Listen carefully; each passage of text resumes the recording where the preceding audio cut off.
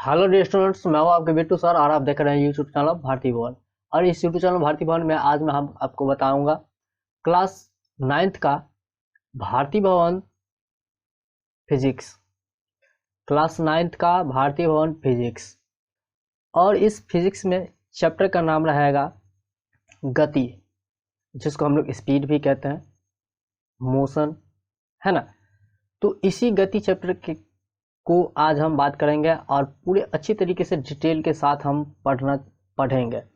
सो इस वीडियो को शुरू से लेकर के एंड तक देखिएगा और उम्मीद करते हैं कि आपको इस वीडियो से बहुत ज़्यादा नॉलेज मिलने वाली है और आपको समझ में आएगा पूरा बस यही है कि आपको शुरू से लेकर के लास्ट तक देखना है। तो यहाँ पर बात कर लेते हैं कि गति चैप्टर है, ओके। और यहाँ पे देख लीजिए कि भौतिक अवस्था को जो है, यानी यहाँ पे आप देख सकते हो कि यहाँ पे एक नज़र में दिया गया है टोटल चीज़ है। आप हो सके तो आप लिख सकते हो इसको। यहाँ पर देख सकते हो कि क्या है कि यहाँ देख लीजिए भौतिक अवस्था। भौतिक अवस्था दो टाइप के होते हैं, जो कि विराम अवस्था, गतिज अवस्था। ठीक उसी तरीके से जो है विराम अवस्था में क्या होता है कि स्थिति में कोई बदलाव नहीं, यानी कि जो विराम अवस्था में होता है उसमें, विराम अवस्था में उसमें कोई बदलाव नहीं, कोई चेंजिंग नहीं होता है, जो जैसे है वैसे ही होता है। जैसे मेरा लैपटॉप आप देख रहे हो कि यहाँ पे इस तरीके से रखा हुआ है, इसमें आगे पीछे नहीं हो रहा है। ये एकदम विराम अवस्था में, इस तरीके से आप कह सकते हो। उसके बाद बात कर लेते हैं गतिज अवस्था। गतिज अवस्था में ये इसका जो यानी सीधी सी बात समझ जाइए कि विराम अवस्था यानी कि जिसमें स्थान एक स्थान हो, एक ही स्थान पे वो टिका हो। और गतिज अवस्था, गतिज अवस्था में स्थान बदलता हो, स्थान चेंज होता हो, यानी एक स्थान से दूसरे स्थान तक पहुंचना, चले जाना, ये गतिज अवस्था में होता है, ओके। अब बात करते हैं यहाँ पे गतिज अवस्था की।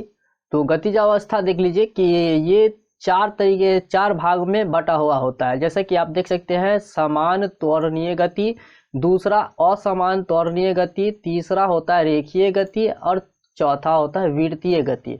अब इसके बारे में भी हम थोड़ा थोड़ा सा बात कर लेते हैं, इससे डिटेल में हम आगे इसके इसी चैप्टर में हम बात करेंगे। फिलहाल देख लेते हैं। तो देखिए समान त्वरण गतिय में जो है क्या होता है कि समान समय में समान दूरी तय करना। यानी कहने का अर्थ ये हो गया कि अगर हम 1 किलोमीटर है तो 1 किलोमीटर को 1 घंटे में तय किए, तो ये समान दूरी समान समय में हमने तय किया, तो ये हो जाता है समान त्वरणीय गति। यानी इसमें साफ साफ बोला भी गया है कि समान समय में समान दूरी को तय करना। अब असमान, यहाँ पे देख सकते हैं कि अब है असमान त्वरणीय गति। इसमें क्या है कि समान समय में असमान दूरी तय करना। यानी कि कहने का अर्थ ये हो गया कि समान समय यानी समय समान रहेगा, बट उसमें दूरी जो तय होगी वो असमान होगी। यानी कहने का अर्थ ये हो गया, अगर मान लेते हैं कि अगर हमने 1 किलोमीटर हमें जाना है, क्या जाना है, 1 किलोमीटर गए, तो 1 किलोमीटर जो है 1 घंटे में नहीं जा करके उसका समय जो होता है वो चेंज हो जाता है। अब आधे घंटे हो, 15 मिनट में हो, अब जैसे भी हो। यानी कहने का अर्थ ये हो गया कि समय और दूरी एक समान नहीं होता है, वो दोनों का अलग अलग होता है। अब बात करते हैं रेखीय गति।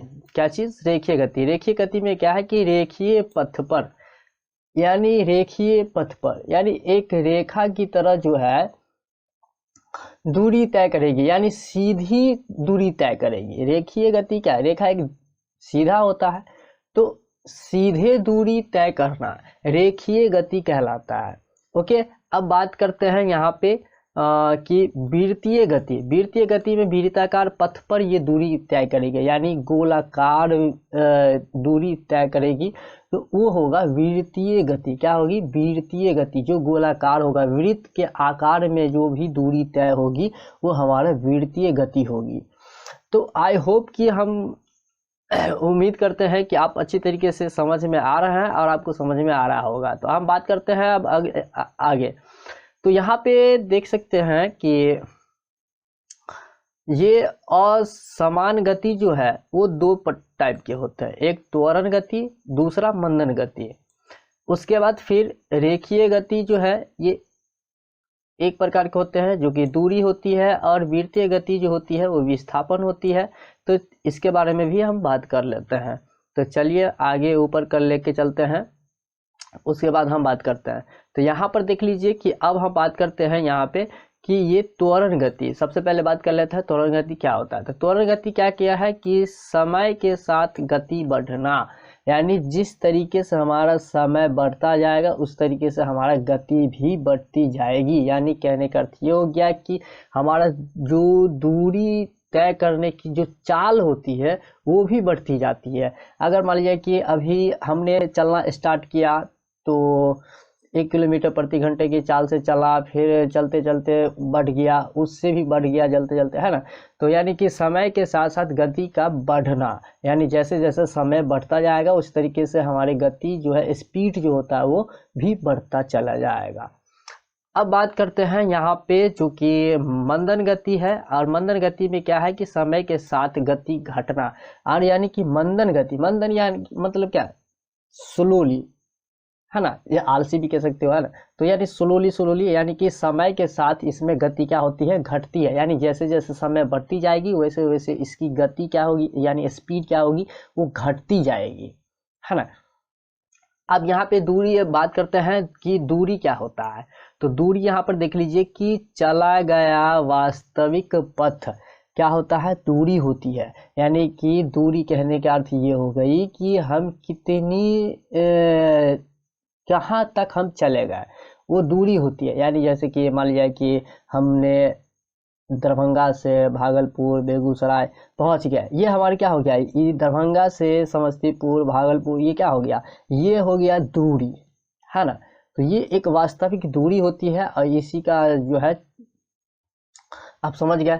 अब बात करते हैं कि ये विस्थापन क्या होता है। तो यहाँ पर देख लीजिए कि विस्थापन क्या होता है। यहाँ पे देख लीजिए प्रारंभिक और अंतिम स्थिति के बीच न्यूनतम दूरी, यानी कहने का अर्थ ये हो गया कि जो प्रारंभिक दूरी होती है, यानी कि जहाँ से हम चलना आरंभ करते हैं, प्रारंभ करते हैं वहाँ से, और जहाँ तक हम चले हैं यानी अंतिम दूरी जहाँ तक होती है वो हमारा, उसके बीच में जो भी न्यूनतम दूरी तय की गई वो हमारा विस्थापन होता है। अब यहाँ पे हम बात करते हैं थोड़ा सा ऊपर लेकर के कि यहाँ पे देख लीजिए कि ये जो है त्वरण गति, ये दो तरीके के होते हैं। और इसमें क्या होता है कि समान त्वरणीय गति होती है। ओके, क्या होती है, यहाँ पे देख लीजिए समान त्वरणीय गति होती है और असमान त्वरणीय गति भी होती है, यानी त्वरण गति में। अब मंदन गति में देख लीजिए कि समान मंदित गति, असमान मंदित गति, यानी कि मंदन गति जो है, यानी जैसे जैसे समय बढ़ता जाता है वैसे वैसे दूरी क्या होती है, यानी गति क्या होती है, घटती जाती है। तो उसमें समान मंदित गति भी होती है और असमान भी होती है। उसी तरीके से दूरी में देख लीजिए कि चाल होती है। दूरी में क्या होती है, चाल होती है, यानी कि स्पीड इसको कह सकते हो। यानी चाल मतलब क्या होगा, दूरी की चली गई दूरी बट्टा समय, यानी कि दूरी चाल इसका जो होता है वो चली गई दूरी, यानी दूरी बट्टा समय। आप सीधी सी बात कह सकते हो दूरी बट्टा समय। यानी कि यहाँ पे आप देख सकते हो कि यहाँ पे क्या है कि मात्रक मीटर प्रति सेकंड राशि केवल मापन के में ही ये यूज होता है। अब बात करते हैं विस्थापन की। विस्थापन में क्या है, वेग क्या होता है, वेग।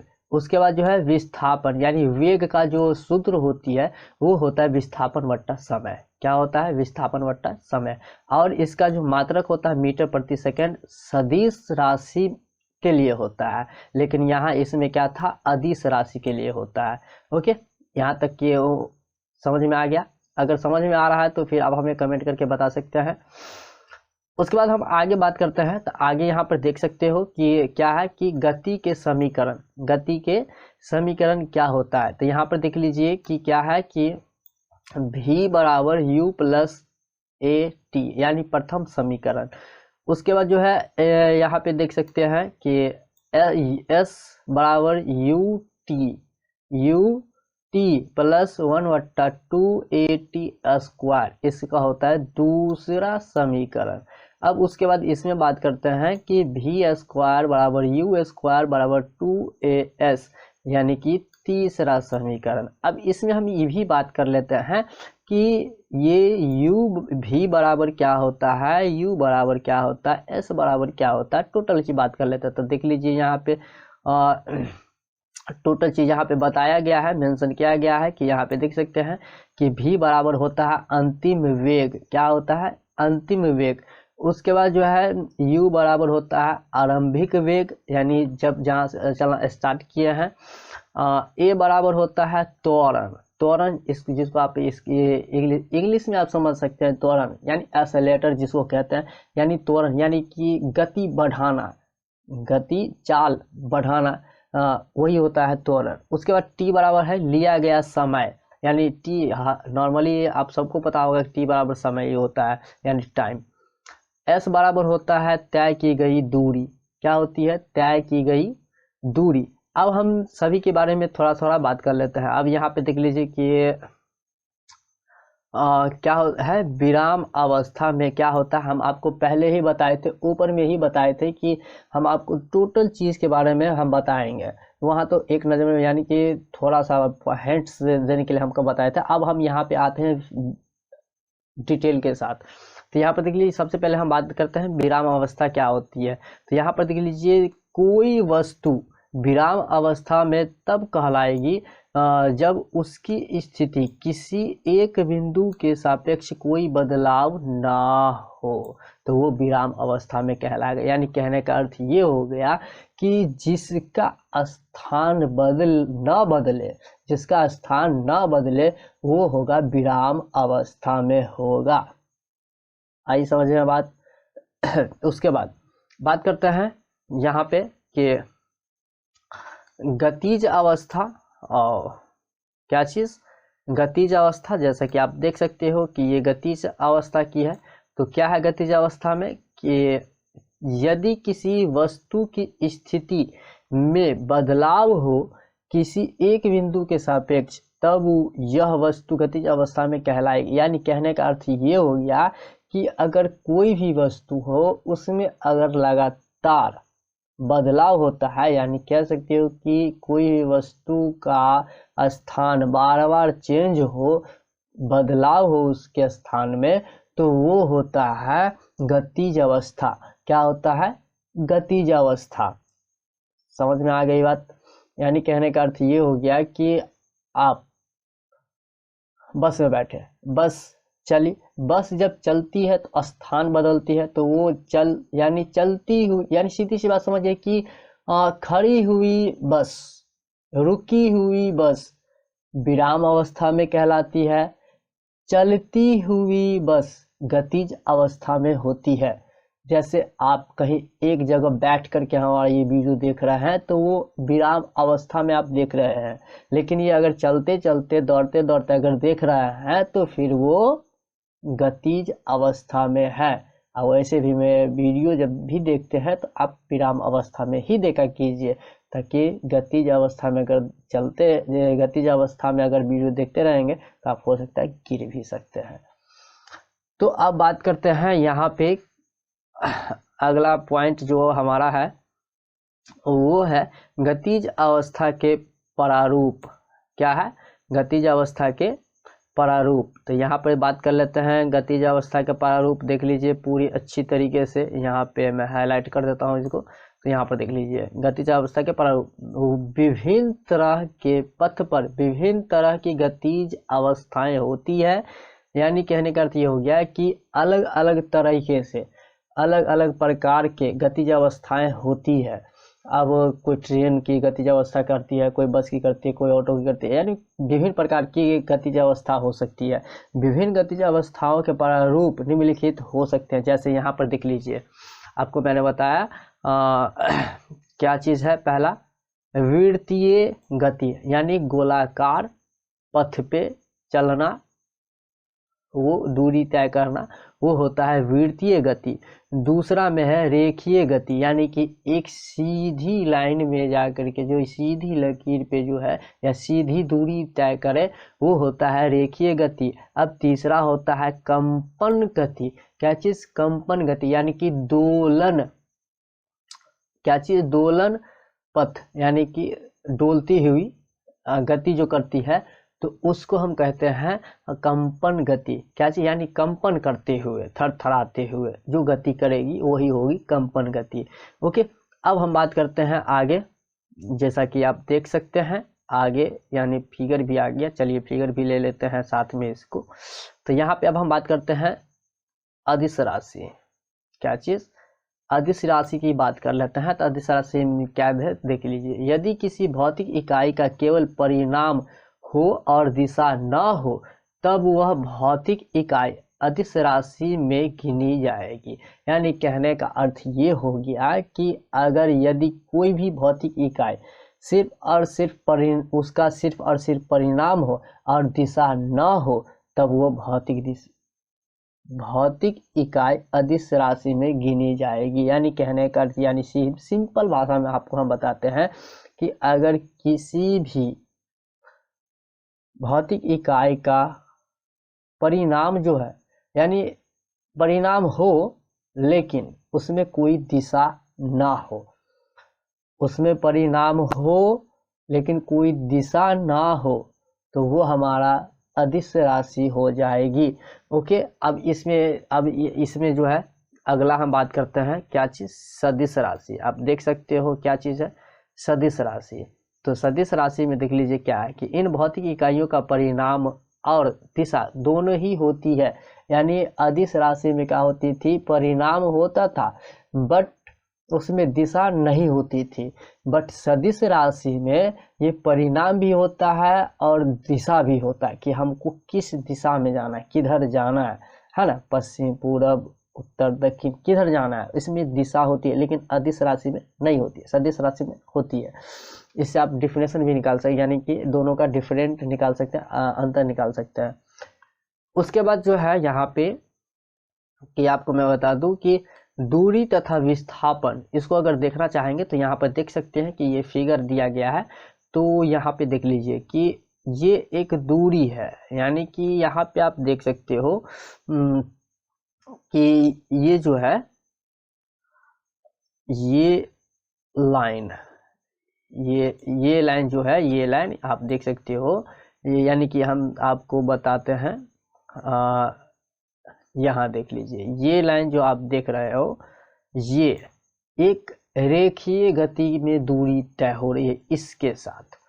उसके बाद ये जो आप देख रहे हो ये इस तरीके से रेखीय दी हुई है, तो ये भी एक दूरी है, यानी वास्तविक दूरी पथ कह सकते हो।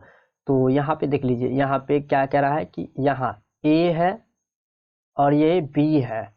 ये क्या हो रही है कि न्यूनतम दूरी, यानी कि जाना है एक ही जगह, यानी कि इस स्थान से इस स्थान पे हमें आना है, यानी ये प्रारंभिक दूरी है ना, और ये अंतिम दूरी है।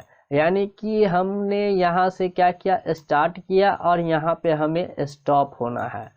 क्या होना है? स्टॉप होना है ना, और यहाँ से स्टार्ट होना है। तो यहाँ पे देख लीजिए कि यहाँ से अगर हम ऐसे भी आते हैं तो यहीं पे पहुँचना है, बट ऐसे अगर आते हैं तो फिर भी यहीं पे हमें पहुँचना है।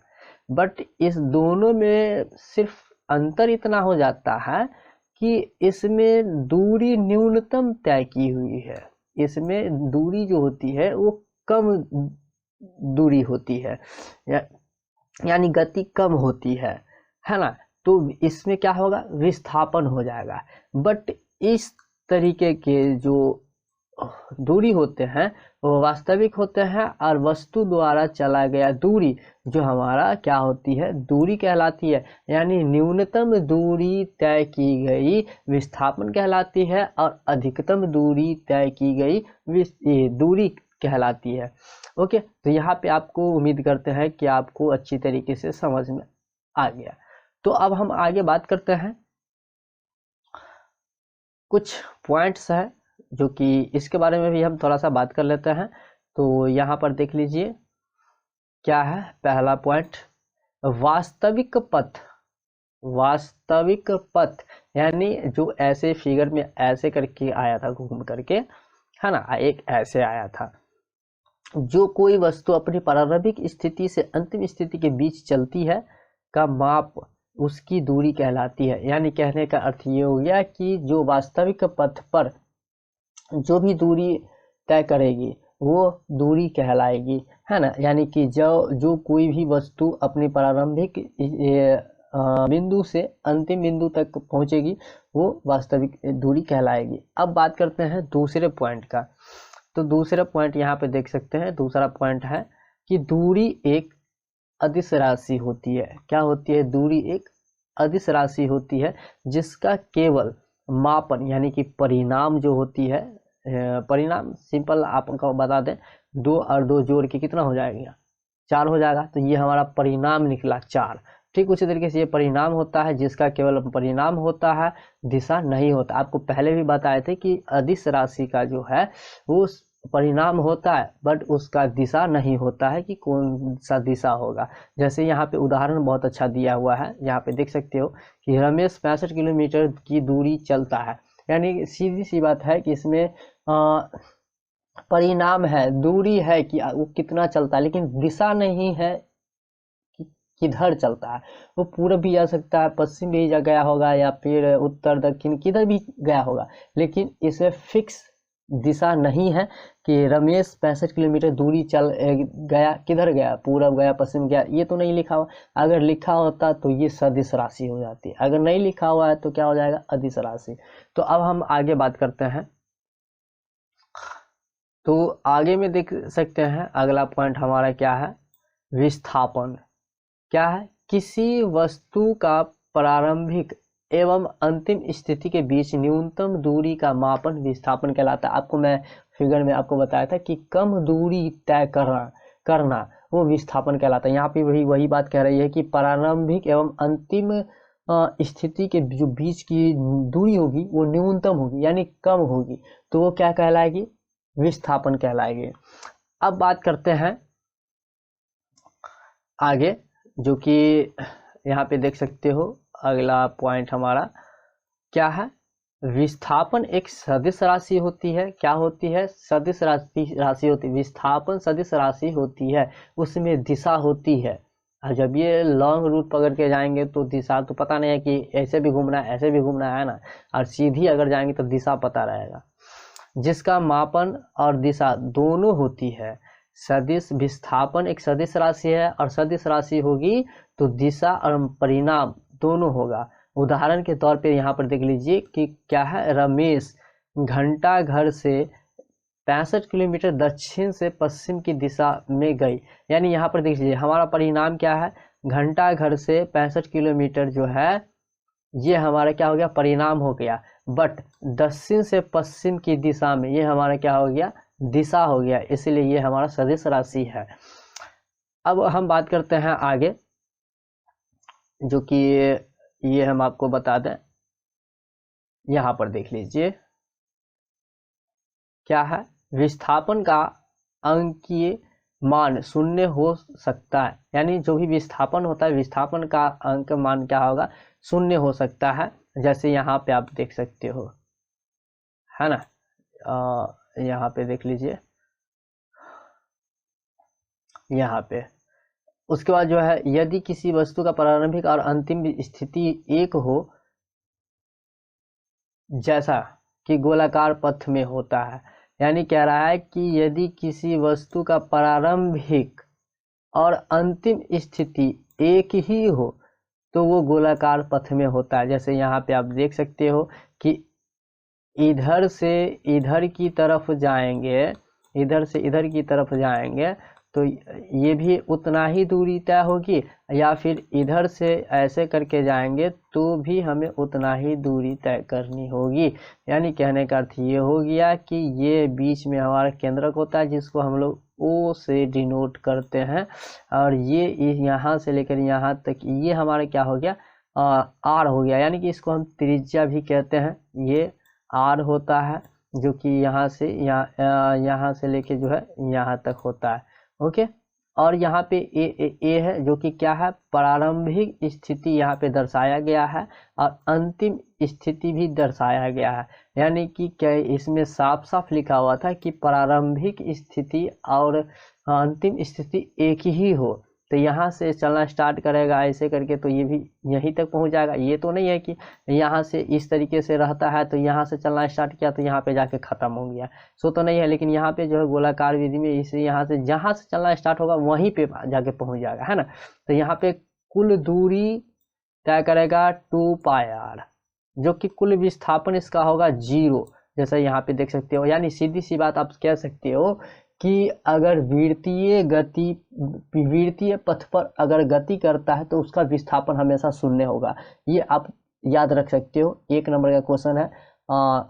वृत्तीय पथ पर जो दूरी तय करेगी तो उसका विस्थापन हमेशा 0 होगी, यहाँ पे आप कह सकते हो। ओके, अब यहाँ पे एक चीज देख लीजिए आगे, जो कि यहाँ पे है कि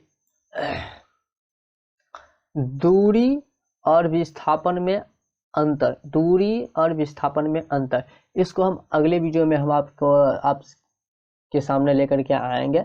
फिलहाल आज के इस क्लास में इतना ही। अगर ये वीडियो आपको अगर पसंद आए तो प्लीज़ इस वीडियो के नीचे कमेंट करके आप हमें बता सकते हैं कि ये वीडियो हमें बहुत पसंद आया। इसी तरीके की वीडियो आप अपलोड करते रहिए तो मैं अपलोड करते रहूँगा। और आपको लगता है कि हमारे दोस्त को भी ये वीडियो बहुत ही इम्पोर्टेंट रहेगा हमारे दोस्त के लिए, तो आप इस वीडियो को अपने दोस्तों में भी शेयर कर सकते हैं।